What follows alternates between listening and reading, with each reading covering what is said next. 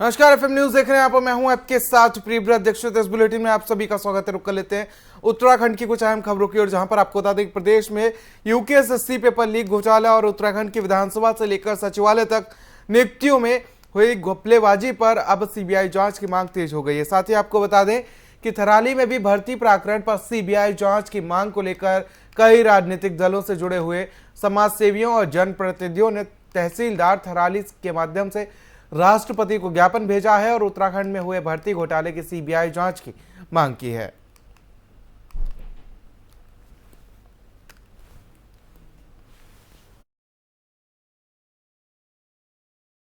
देखिए, हम उत्तराखंड की जनता महामहिम राष्ट्रपति महोदय से एक निवेदन करते हैं कि उच्च न्यायालय के सेवानिवृत्त न्यायाधीश की अध्यक्षता में एक जांच कमेटी बैठाया जाए, जो कुंजवाल हों चाहे अग्रवाल हों, चाहे भरागी सचिवालय में अनैतिक रूप से भर्तियां हुई हों, चाहे देहरादून के राजधानी में सचिवालय में अवैध रूप से नियुक्तियां हुई हों, और जो ये हाकम सिंह जैसे लोग भर्तियों में इतना रुपया लेकर के हमारे निम्न वर्ग और मध्यम वर्ग के लोगों के ऊपर भावना पर पानी फेर रहे हैं। हमने मांगा था राज्य उत्तराखंड, जय बद्री जय केदार, उत्तराखंड दे सरकार, कोदा झौरा खाएंगे, उत्तराखंड राज्य बनाएंगे। क्या आज यही रह गया? दो दलों के दो विधानसभा अध्यक्षों ने अपने नातेदार रिश्तेदारों को नौकरी दे दी। हाकिम सिंह जैसे लोग 15-15 लाख रुपया लेकर के रिश्वत दे के नौकरी पर लगा रहे हैं।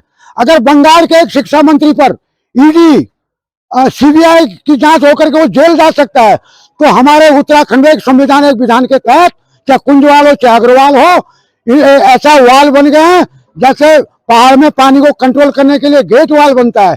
इन भ्रष्ट नेताओं को जेल डाला जाए और निष्पक्षता से जो है आने वाले उत्तराखंड के लोगों को नौकरी दी जाए।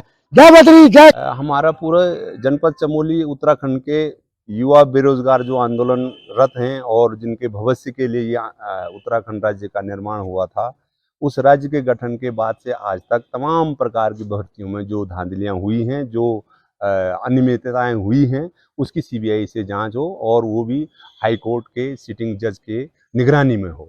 ये हमारा सारे प्रदेश के लोगों का है, ताकि ये प्रदेश शुद्ध प्रदेश, इसकी शुचिता बनी रहे। उत्तराखंड जिस प्रकार से देवभूमि है, उसकी शुचिता बनी रहे, ये जिम्मेदारी केंद्र सरकार की है, क्योंकि केंद्र सरकार के अधीन ही सीबीआई होती है। इसलिए हम क्यों, और इसमें जो इसका ग्रह है, जो इसके लोग हैं, वो अनेक प्रदेशों तक फैले हुए हैं। इसलिए भारत सरकार को चाहिए कि वो शीघ्र उत्तराखंड में तमाम सभी जिन भर्ती घोटालों पर, जिन पर लोगों की शंकाएं हैं, आशंकाएं हैं, वो तमाम प्रकार की भर्तियों पर एक बृहद जांच बिठाई जाए। दूध का दूध, पानी का पानी उत्तराखंड की जनता के सामने प्रस्तुत किया जाए, और ऐसी उम्मीद करते हैं कि निश्चित रूप से इसमें सीबीआई की जांच होनी है। और यदि नहीं होगी तो उत्तराखंड राज्य के सारे लोग, जिस प्रकार से हमारे राज्य का गठन हुआ था, अब आपको इस बात के, हम तो राष्ट्र की इस बात की है कि हमारे यहाँ 4th क्लास में आपके पोस्ट ऑफिस में बिहार का आदमी सर्विस कर रहा है, तो यहाँ का आदमी कहाँ जाएगा? जिन लोगों ने ये उत्तराखंड राज्य बनाया था, उनके तो हिस्से में कुछ आ ही नहीं रहा है। उनके हिस्से में केवल बाढ़ और बाघ के अलावा कुछ नहीं आ रहा है। इसलिए हम लोग इस उत्तराखंड राज्य की जो अवधारणा है, उसके ही अस्तित्व पर ये प्रश्न चिन्ह लग जाएगा यदि सीबीआई की जांच नहीं।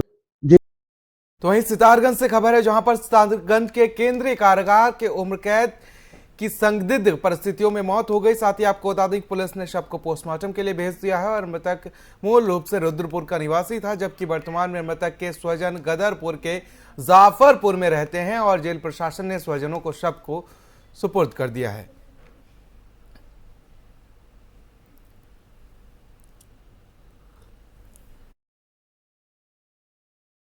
कल शाम को जो है उपजिलाधिकारी जो प्रभारी निरीक्षक कोतवाली सितारगंज के माध्यम से पत्र उपजिलाधिकारी महोदय को प्राप्त हुआ था, जिसमें जो सजायाफ्त कैदी हैं चंद्रमोहन शर्मा, इनकी मृत्यु होना बताया गया। जिसके क्रम में उपजिलाधिकारी महोदय के निर्देशन क्रम में मेरे द्वारा आज ये पंचनामा भरने की कार्रवाई की गई। ये कल रात 7:30 पे सेंट्रल जेल सितारगंज से एक कैदी बुलाया गया था, जो मृत अवस्था में हमारे पास लाया गया, जिसका नाम चंद्रमोहन, उसके पिता का नाम राधेश्याम। ये सेंट्रल जेल सितारगंज से लाया गया था।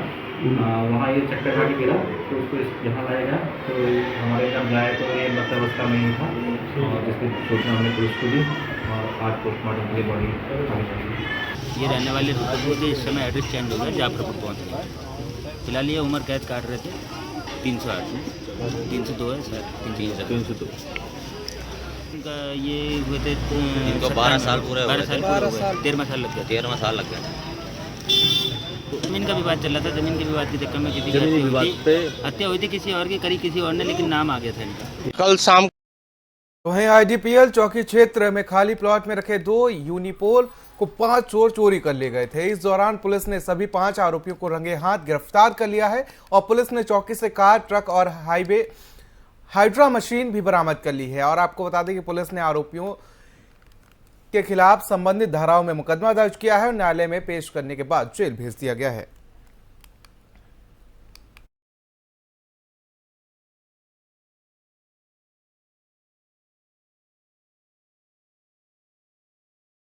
तो वहीं ऋषिकेश के आईडीपीएल चौकी क्षेत्र के काली की ढाल स्थित सरवारा नगर में लोगों ने बच्चा चोरी के शक में 2 संदिग्ध महिलाओं को पकड़ लिया। और आपको बता दें कि इस दौरान एक महिला लोगों की आंख में धूल झोंक कर मौके से फरार हो गई। हंगामा हुआ तो सूचना पर ऋषिकेश पुलिस मौके पर पहुंची और पुलिस ने एक महिला को हिरासत में लेकर चौकी ले आई, जहां फिलहाल पुलिस आरोपी महिला से पूछताछ कर रही है।